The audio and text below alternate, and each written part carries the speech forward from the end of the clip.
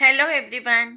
Hello बच्चों, आप सभी का स्वागत है मेरे चैनल स्टडी कॉर्नर में। बच्चों, आज हम डायरेक्ट ऑफ एजुकेशन दिल्ली से प्रोवाइड वर्कशीट करेंगे। जो वर्कशीट नंबर होगी हमारी 71 और क्लास 9th और सब्जेक्ट होगा हमारा सोशल साइंस। आज हमारी डेट होगी 29 दिसंबर 2020। डेट कौन सी होगी? 29 दिसंबर 2020। आज हमारा टॉपिक होगा वर्कशीट का नास्तिवादी और हिटलर का उद्दे का रिवीजन। हमने पहले भी वीडियो में ये नास्तिवादी और हिटलर के बारे में हर वर्कशीट में पढ़ा है। अब हम सभी वर्कशीट रिवीजन कर रहे हैं और आज जो वर्कशीट है उसमें हम एक पैराग्राफ पढ़ेंगे। पैराग्राफ मतलब अनुच्छेद हम पढ़ेंगे। 9th क्लास के पेपर में अनुच्छेद आते हैं और उस अनुच्छेद को अच्छे से पढ़कर और फिर उसके क्वेश्चन आंसर करके बच्चे अच्छे से अच्छे नंबर ला सकते हैं। तो मैं सभी बच्चों को कह रही हूँ कि आप अनुच्छेद को अच्छे से पढ़िए और उसमें अनुच्छेद के जितने भी क्वेश्चन आंसर दे रखे हैं वो सभी आप अच्छे से पढ़कर और उन्हीं क्वेश्चन आंसर को आप अनुच्छेद में से छांट कर लिख सकते हैं। तो सबसे पहले हम क्वेश्चन पढ़ेंगे कि क्वेश्चन में क्या क्या आया है और क्या क्या पूछा जा रहा है। उसके बाद में हम अनुच्छेद को पढ़ेंगे ताकि हमें उन प्रश्नों के आंसर अनुच्छेद में मिल सकें और हम सभी प्रश्नों के उत्तर सही कर सकें। इन अनुच्छेद को पढ़कर और उनके आंसर लिखकर सभी बच्चे अच्छे से अच्छे 9th क्लास सोशल साइंस में अच्छे नंबर ला सकते हैं। मैं उम्मीद करती हूँ कि सभी बच्चे इन पैराग्राफ को पढ़कर या पेपर में जो भी पैराग्राफ आते हैं उन सबको अच्छे से पढ़कर और उनके प्रश्नोत्तर करेंगे। कोई भी बच्चा पेपर के पैराग्राफ को छोड़कर नहीं आएगा, मतलब अनुच्छेद के प्रश्नों को छोड़ के नहीं आना है। उनमें आपको पूरे से पूरे नंबर मिलते हैं। तो वर्कशीट स्टार्ट करने से पहले आप मेरे चैनल को लाइक करना, शेयर करना और अपने सभी फ्रेंड के साथ उसे सब्सक्राइब करना। तो चलते हैं, वर्कशीट स्टार्ट करते हैं।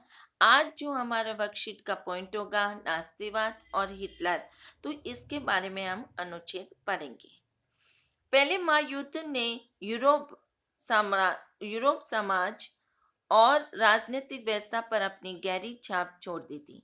मतलब पहला विश्व युद्ध हुआ था, जो प्रथम विश्व युद्ध हुआ था, वो यूरोपीय समाज में एक राजनीतिक व्यवस्था पर गहरी गहरी मतलब बहुत अंदर तक छाप छोड़ दी थी।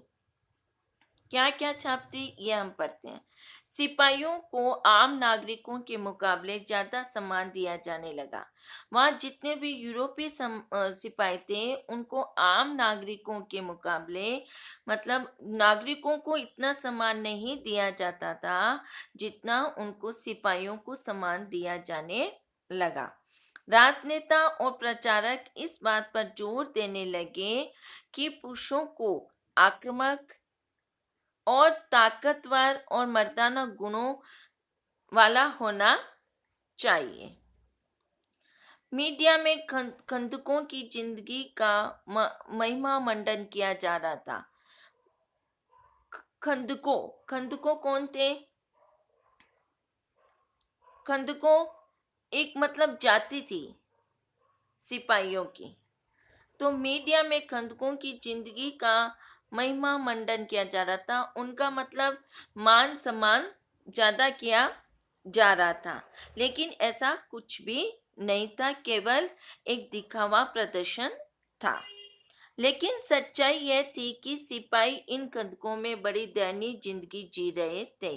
उनका मान सम्मान किया जा रहा था, लेकिन इन सिपाहियों की एक दैनिक जिंदगी में वो जी रहे थे, एक मतलब आसान, एक किसी का मतलब कहते हैं ना कि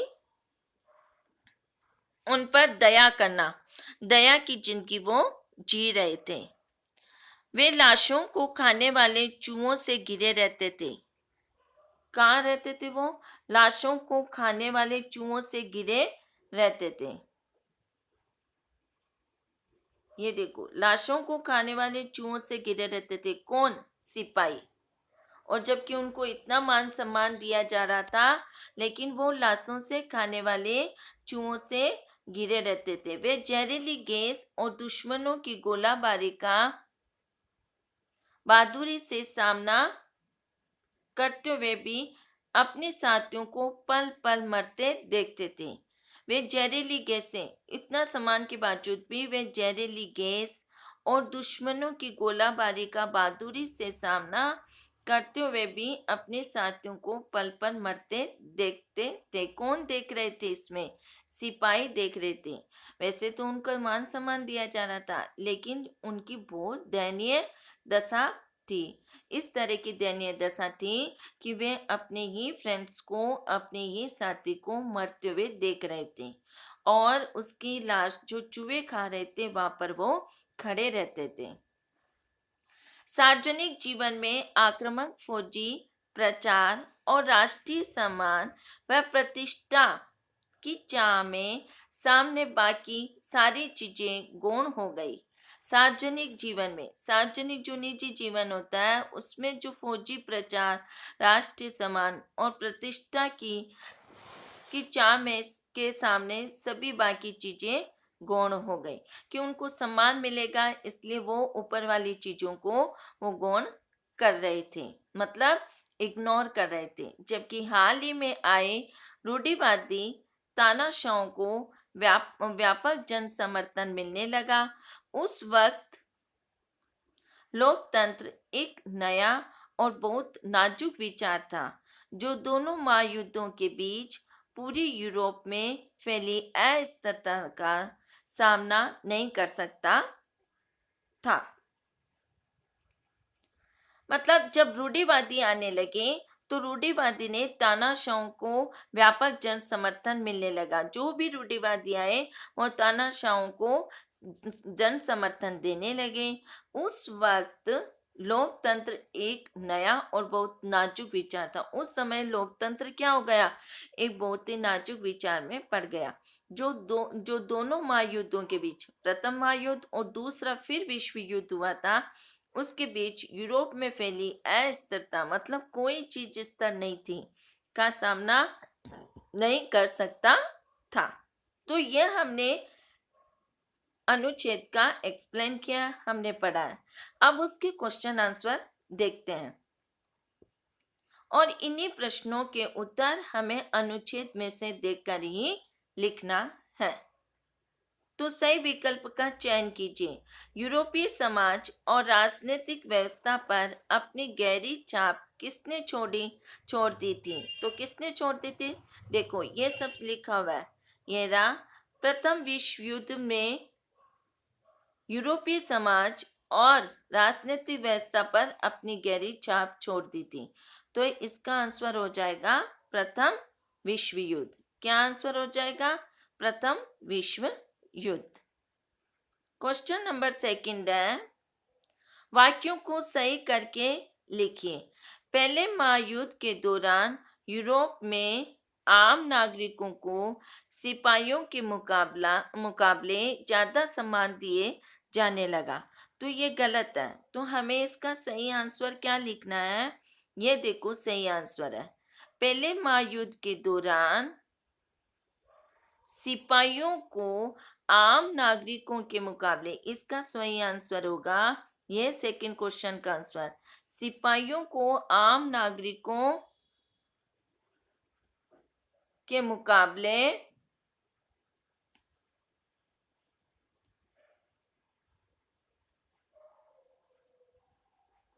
ज्यादा सम्मान दिया जाने लगा। यह आंसर होगा सेकंड का। पहले महायुद्ध के दौरान यूरोप में सिपाहियों को आम नागरिकों के मुकाबले ज्यादा सम्मान दिया जाने लगा। तो ये इसका सही आंसर होगा। किसका? क्वेश्चन नंबर सेकंड का आंसर यहां से लेकर यहां तक होगा। क्वेश्चन नंबर थर्ड, रिक्त स्थान पर ये असल में सिपाही खंदकों में बड़ी जिंदगी जी रहे थे। तो इसका आंसर होगा असल में सिपाही, देखो ये रहा, सिपाही इन खंदकों में बड़ी दयनीय जिंदगी जी रहे थे। ये देखो दयनीय जिंदगी जी रहे थे। तो यहाँ से लेकर यहाँ तक क्वेश्चन नंबर थर्ड का आंसर हो जाएगा आपके।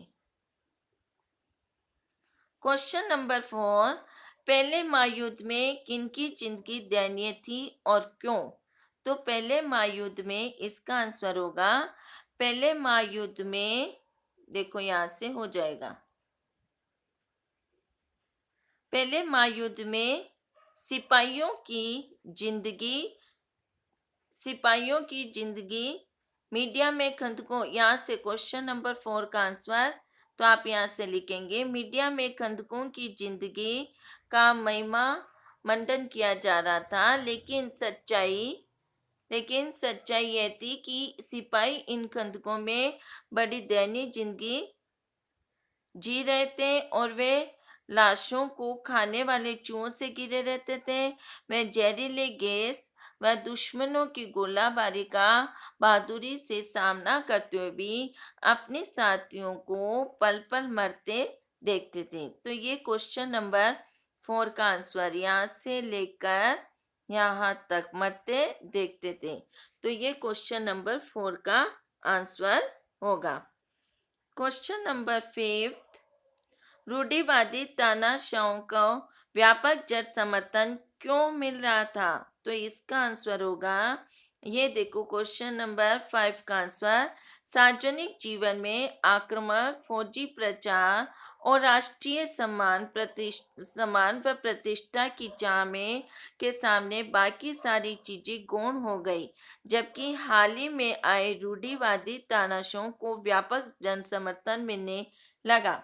उस वक्त लोकतंत्र एक नया और बहुत नाजुक विचार था जो दोनों महायुद्धों के बीच पूरे यूरोप में फैली अस्थिरता का सामना नहीं कर सकता था। तो यहाँ तक आपके क्वेश्चन नंबर फाइव का आंसर हो जाएगा। तो यह हमने फर्स्ट अनुच्छेद पढ़ा है। अब अनुच्छेद नंबर सेकंड रीड करते हैं, पढ़ते हैं। हिटलर जबरदस्त वक्ता था। हिटलर का लेसन या वर्कशीट आप सभी बच्चों ने ध्यान पूर्वक पढ़ी होगी, या अगर नहीं पढ़ी है तो आप मेरे इस चैनल के प्लेलिस्ट में जाकर पढ़ सकते हैं और सुन सकते हैं। हिटलर जबरदस्त वक्ता था। उसका जोश और उसके शब्द लोगों को हिलाकर रख देते थे। क्या जब भी वो भाषण देता था, जब भी वो बोलता था मंच पे आके, तो वो उसके शब्द जो थे वो इतने हाव विहोर करते थे कि आप उसके शब्दों को सुनते ही रहते थे। वह अपने भाषणों को एक शक्तिशाली राष्ट्र की स्थापना,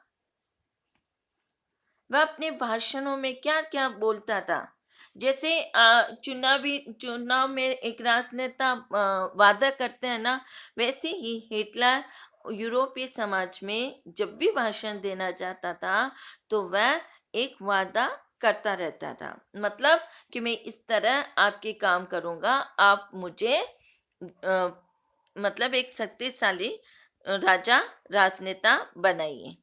वह अपने भाषण में एक शक्तिशाली राष्ट्र की स्थापना, वर्साई संधि में हुई नाइंसाफी के प्रतिशोध और जर्मन समाज की खोई हुई प्रतिष्ठा, जो वर्साई संधि में हुई थी नाइंसाफी, वो वापस लेना चाहता था कि मैं उसका प्रतिशोध करूंगा, उसके लिए मैं लड़ाई झगड़ा करूंगा। प्रतिष्ठा वापस दिलाने का आश्वासन देता था। उसका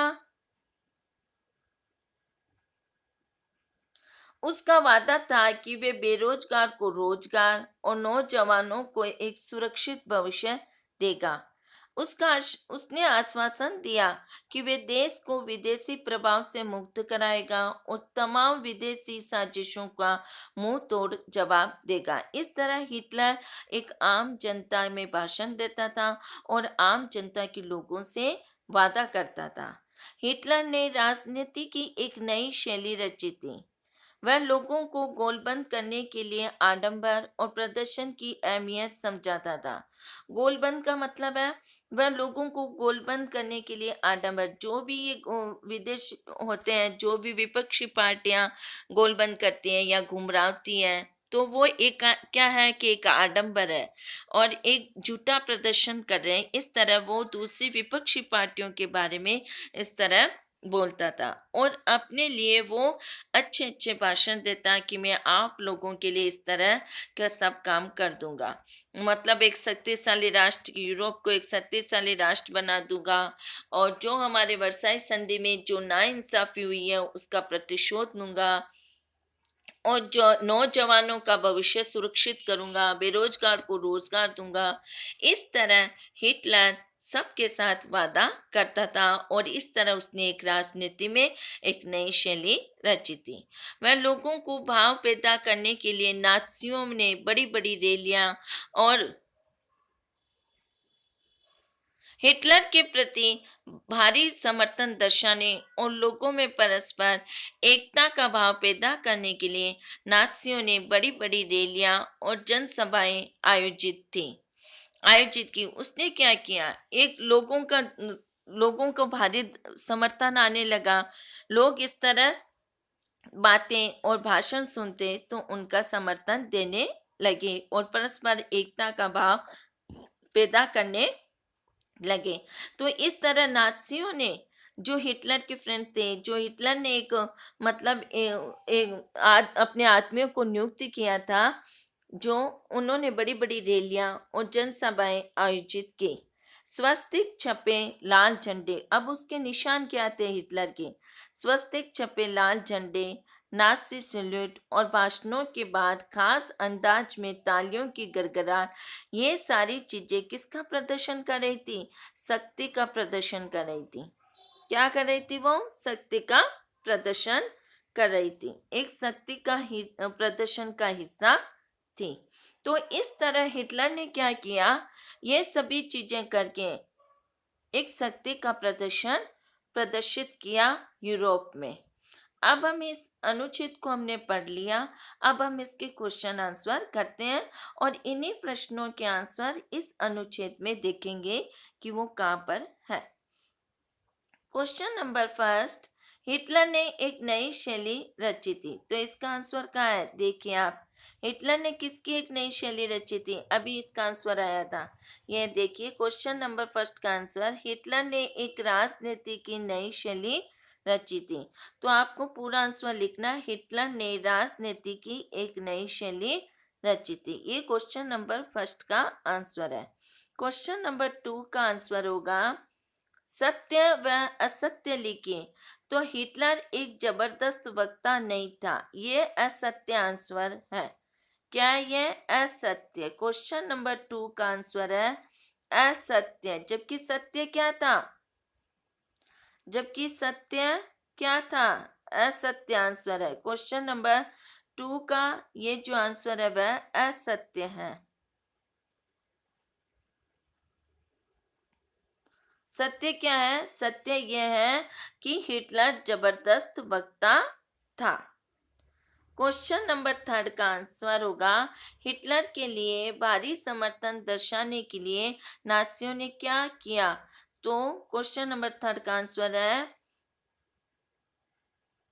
हिटलर के लिए भारी समर्थन दर्शाने के लिए नाजियों ने बड़ी बड़ी रैलियां और जनसभाएं आयोजित की। क्या किया? क्वेश्चन नंबर थर्ड का आंसर है, क्वेश्चन नंबर थर्ड का आंसर है, नाजियों ने बड़ी बड़ी रैलियां और जनसभाएं आयोजित की। Question number four, question number four क्या है? वाक्य को सही करके पुनः लिखिए। स्वस्तिक छपे लाल झंडे नास्तिक सैल्यूट और भाषणों के बाद खास अंदाज में तालियों की गड़गड़ाहट, ये सारी चीजें शांति प्रदर्शन का हिस्सा थी। तो इसका सही आंसर क्या होगा, ये देखिए क्वेश्चन नंबर 4 का स्वस्तिक छपे लाल झंडे, नासिर सैल्यूट और भाषणों के बाद खास अंदाज में तालियों की गड़गड़ाहट, ये सारी चीजें किसका प्रदर्शन थी? शक्ति प्रदर्शन, न कि शांति प्रदर्शन। ये गलत है। यहाँ पे आपको क्या लिखना है? शक्ति प्रदर्शन। क्या लिखना है? शक्ति प्रदर्शन का हिस्सा थे। क्वेश्चन नंबर 5 है, हिटलर ने अपने भाषणों में क्या क्या वादे करता था? तो इसका आंसर होगा, देखिए, ये देखिए, हिटलर अपने भाषणों में एक शक्तिशाली राष्ट्र की स्थापना, वर्साई संधि में हुई नाइंसाफी के प्रतिशोध, जनगण समाज में खोई हुई प्रतिष्ठा वापस दिलाने का आश्वासन देता था। और भी बहुत सारे किए। देखो, उसका उसका वादा था कि वह बेरोजगार को रोजगार और नौजवानों को एक सुरक्षित भविष्य देगा। उसने आश्वासन दिया कि वह देश को विदेशी प्रभाव से मुक्त कराएगा और तमाम विदेशी साजिशों का मुंह तोड़ जवाब देगा। तो यहाँ तक उसका आंसर होगा। क्वेश्चन नंबर 5 का यहाँ से लेकर मुंह तोड़ जवाब देगा तक, यहाँ तक उस 5 का आंसर आपको लिखना होगा। तो उम्मीद है कि सभी बच्चों को ये दोनों अनुच्छेद अच्छे से समझ में आएंगे। और मैं सभी बच्चों से बार बार कहती हूँ कि आप इस वीडियो को बार बार सुनते रहिए और अपनी नोटबुक में नोट भी करते जाइए, ताकि आपको एग्जाम तक सभी वर्कशीट याद हो जाए। Bye bye.